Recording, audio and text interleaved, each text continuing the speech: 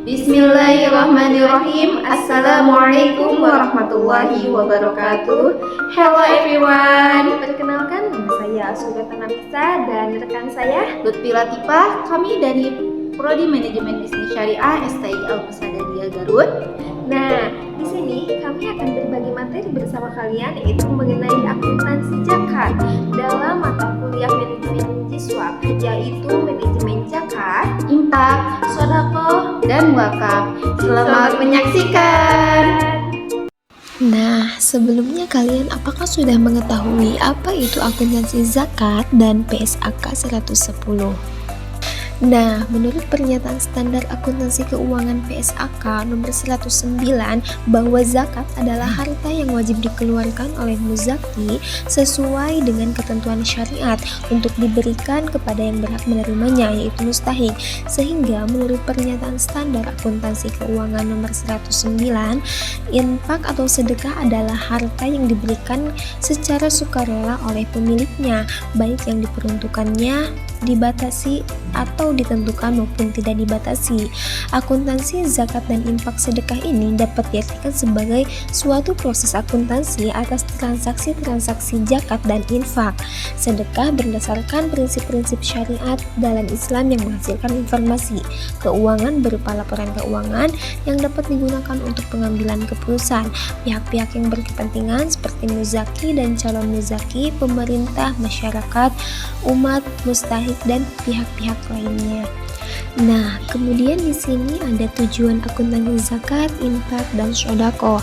Akuntansi zakat yang ada dalam pernyataan standar akuntansi keuangan atau bisa disingkat dengan PSAK nomor 109 yang bertujuan untuk mengatur pengakuan, pengukuran, penyajian, dan pengungkapan transaksi zakat dan infak atau sedekah. PSAK ini berlaku untuk amil, yakni suatu organisasi atau entitas pengolah zakat yang pembentukannya dan pengukuhannya diatur berdasarkan peraturan perundang-undangan yang dimaksudkan untuk mengumpulkan dan menyalurkan zakat dan infak atau sedekah, bukan untuk entitas syariah yang menerima zakat dan menyalurkan jis, tetapi bukan kegiatan utamanya.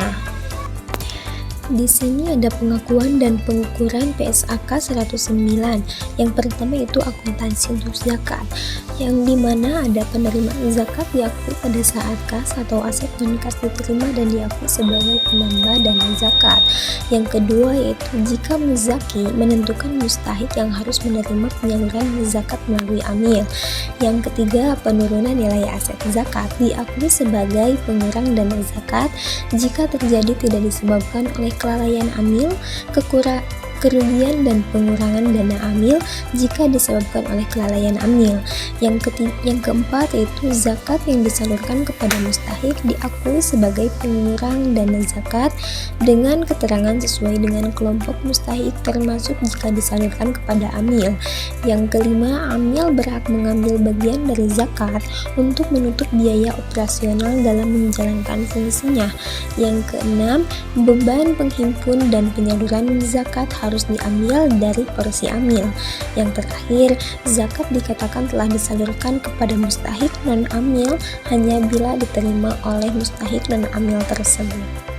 Kedua yaitu akuntansi untuk infak atau sedekah.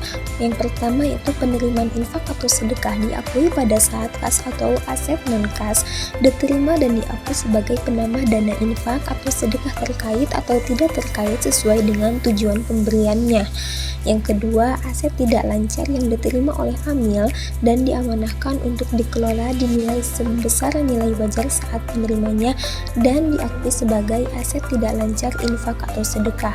Yang ketiga, penurunan nilai aset infak atau sedekah diakui sebagai pengurang dana infak atau sedekah jika terjadi tidak disebabkan oleh kelalaian amil. Yang kedua, kerugian dan pengangguran dana amil jika disebabkan oleh kelalaian amil. Yang keempat, dana infak atau sedekah sebelum disalurkan dapat dikelola dalam jangka waktu sementara untuk mendapatkan hasil yang optimal. Hasil dana pengelolaan diakui sebagai penambah dana infak atau sedekah. Yang terakhir yaitu penyaluran dana infak atau sedekah diakui sebagai pengurang dana infak atau sedekah kas sebesar jumlah yang diserahkan jika dalam bentuk kas, nilai tercatat aset yang diserahkan jika dalam bentuk aset non-kas. Selanjutnya, laporan keuangan amil zakat, infak, dan sedekah. Laporan keuangan amil zakat dapat menjadi komunikasi antara lembaga amil dengan pihak lainnya, karena laporan keuangan zakat, infak, sedekah ini merupakan bentuk pertanggungjawaban operasional dari suatu lembaga amil, yaitu kegiatan pengumpulan dan penyaluran dana zakat, infak, dan sedekah, atau bisa disingkat dengan ZIS. Supaya laporan keuangan itu transparan dan akuntabel, maka harus ada standar akuntansi yang mengatur tentang hal tersebut. Penyusunan laporan keuangan lembaga amil zakat, infak, dan sedekah ini mengacu kepada PSAK nomor 109, dan apabila ada hal-hal yang tidak diatur dalam PSAK 109 ini, maka dapat menggunakan PSAK terkait sepanjang tidak bertentangan dengan prinsip syariah. Komponen laporan keuangan dalam PSAK 109 terdiri dari laporan posisi keuangan atau neraca, laporan perubahan dana, laporan perubahan aset kelolaan, laporan arus kas, dan catatan atas laporan keuangan. Dalam penyajian laporan keuangan, lembaga amil menyajikan dana zakat, dana infak atau sedekah, dan amil dan dana non-halal secara terpisah dalam neraca laporan posisi keuangan. Nah, selanjutnya mengenai akuntansi dana zakat bisa dilihat sesuai dengan catatan yang ada di sini.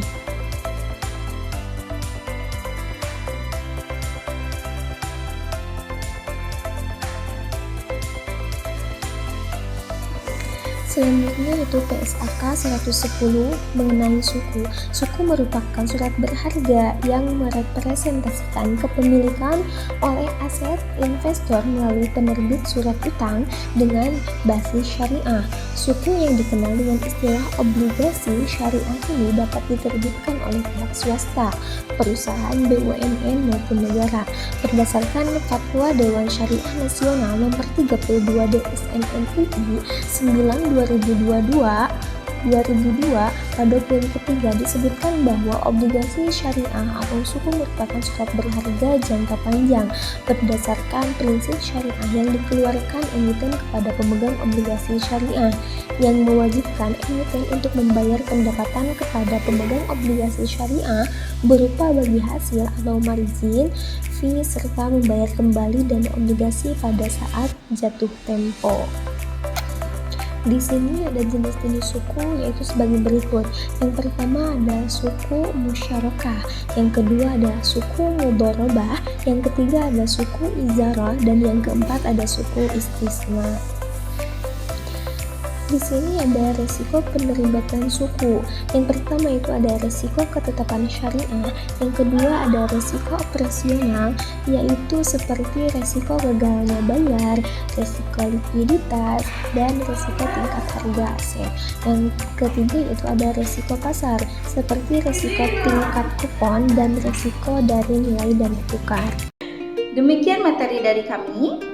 Nah, kalau kalian lebih penasaran lagi, ayo gabung bersama kami di Prodi Manajemen Bisnis Syariah STAI Al Musadadiyah Garut. Bye-bye.